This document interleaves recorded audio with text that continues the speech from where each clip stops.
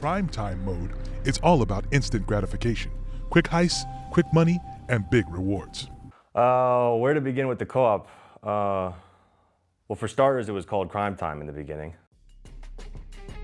So when the game first released and you went into Crime Time, you'd have this map, and from there you could select an assortment of randomized jobs. Progression at the beginning was pretty bare bones.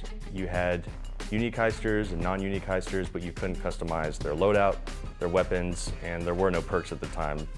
And for leveling up, it would level up your boss character so that it would give you new missions that you could tackle. But aside from that, there was not a whole lot of incentive to play Crime Time co-op now at the beginning. So obviously we had to go back to the drawing board and fix some things.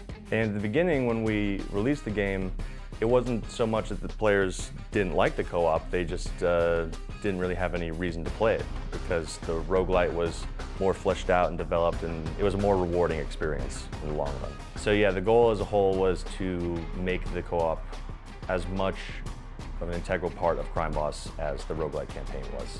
We made small changes at first. We added a shuffle mode, we added difficulty as well to that one, quick join button, and then the real changes came with Update 8 with the progression system.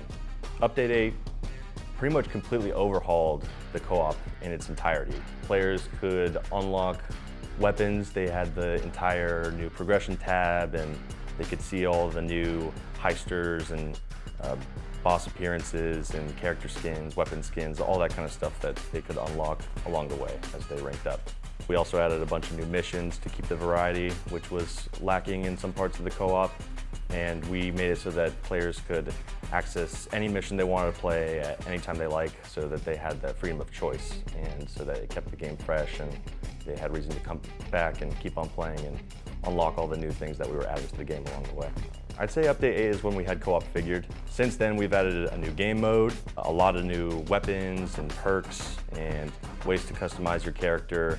One of the biggest things we added was crossplay, so that people can play with their friends on other platforms, which was really helpful, of course, for co-op. Got a lot more people involved.